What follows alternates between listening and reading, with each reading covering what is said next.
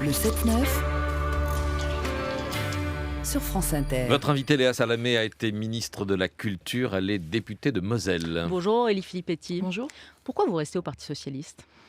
Parce que je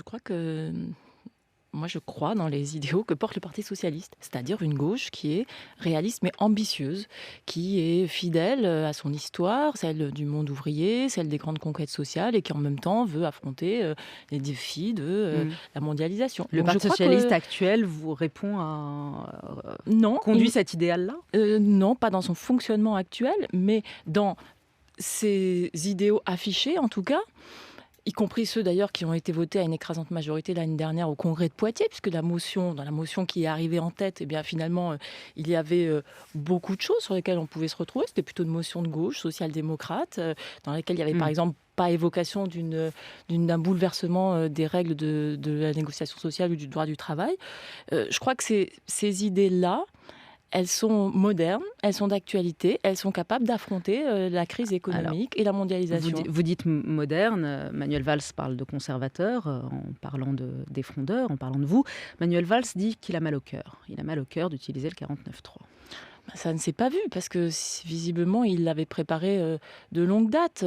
Ce qui s'est passé dans la manière dont a été conduit le débat parlementaire, l'ébauche, le simulacre de débat parlementaire montrait qu'en fait, le gouvernement avait envie de passer en force dès le début.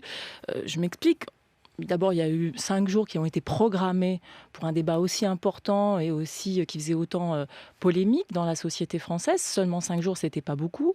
Et ensuite, dès le début, l'article 1er, on nous a empêchés de voter sur nos amendements. Donc, on nous a laisser parler, c'est bien le moindre, mais on ne pouvait pas voter sur les amendements.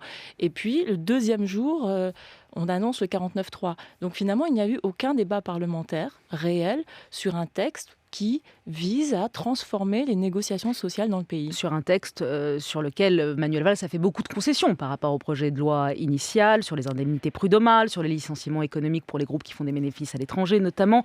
Il est allé beaucoup dans votre sens, il vous a écouté, en tout cas vous et les syndicats. Rien ne vous convainquait.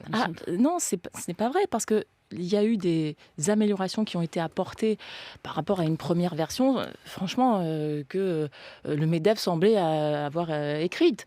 Donc, mais la deuxième version, le MEDEF n'en voulait plus. Le MEDEF a dit qu'il n'y a plus rien. Il y a eu un travail en commission important, auquel d'ailleurs nous avons participé, mais il restait des points durs. Et les points durs, c'était quoi ? C'était par exemple, vous me parlez du licenciement économique.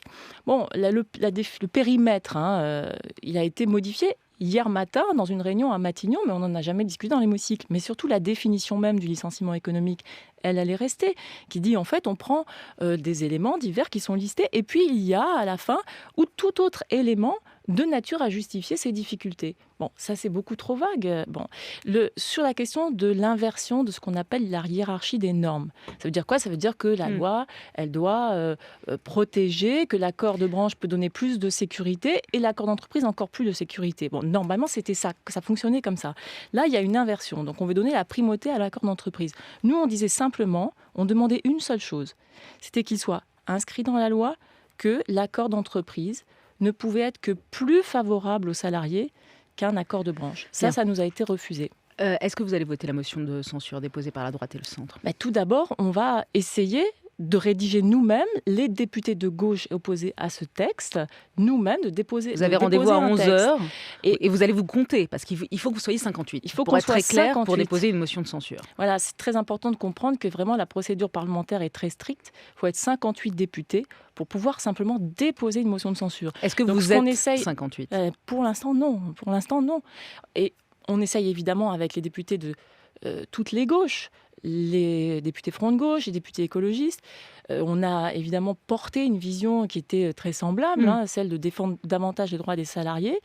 On essaye de trouver ensemble... Si vous n'y arrivez pas, Aurélie Filippetti, est-ce que vous allez, pour la première fois, aller jusqu'au bout de vos convictions et voter la motion de censure ? On en discutera tout à l'heure collectivement, parce que nous, on a envie de travailler collectivement et de ne pas finalement nous retrouver dans des démarches individuelles. Mais c'est là où j'ai du mal à comprendre. Ça fait 2 ans que Manuel Valls est au pouvoir, 2 ans qu'il fait une politique que vous désapprouvez, vous faites des tribunes, vous faites des médias pour dire c'est-à-dire on désapprouve, et à la fin, c'est Valls qui gagne, il fait passer ses textes. Ben ça, c'est le problème de la Ve République, vous savez.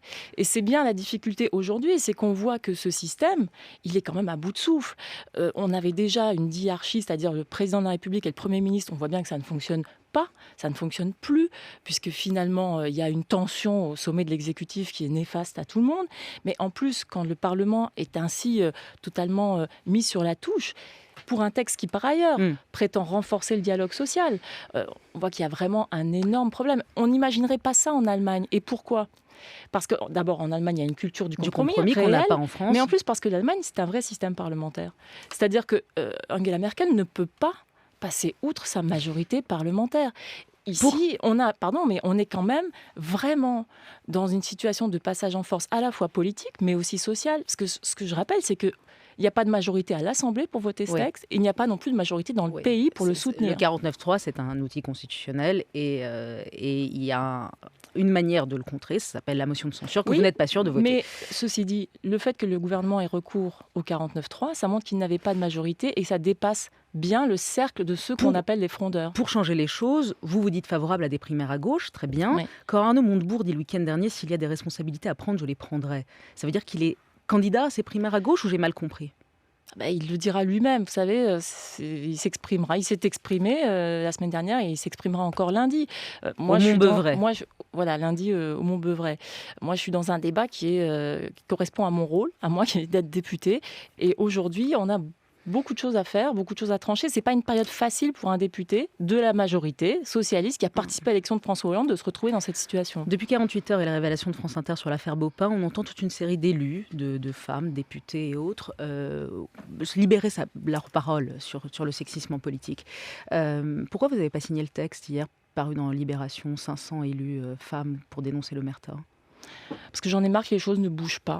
Et qu'on en a fait beaucoup, des textes. Moi, j'ai souvenir qu'au moment de l'affaire DSK, on avait fait justement dans Libération une grande tribune avec plusieurs responsables politiques femmes. Et en fait, on voit quelques années plus tard que ça n'a pas bougé, que les comportements n'ont pas changé. Là, on voit avec l'affaire Baupin que ça bouge. Les femmes parlent. Voilà, alors il y a des femmes, et je pense que Thomas Legrand a raison, c'est parce que c'est au sein du parti écologiste que ça a pu bouger. Parce qu'il y a cette culture de la parité, du respect des femmes dans ce parti, qui fait que finalement, l'affaire Baupin a pu ainsi sortir. J'ai entendu un homme dire, ces dernières 48 heures, je ne citerai pas, dire ça va être difficile maintenant pour nous d'être des hommes, parce qu'entre un compliment ou un regard un peu de travers, on va virer un système à l'américaine. Non mais c'est ça, c'est qu'ils agitent ce fantasme d'un puritanisme dont on serait les incarnations. Non, nous, ce qu'on veut, c'est simplement du respect et de l'égalité afin que justement les relations hommes-femmes puissent être joyeuses, gaies et dénuées de toute espèce de malaise. Parce que c'est ça le pire, c'est que ça crée vraiment du malaise.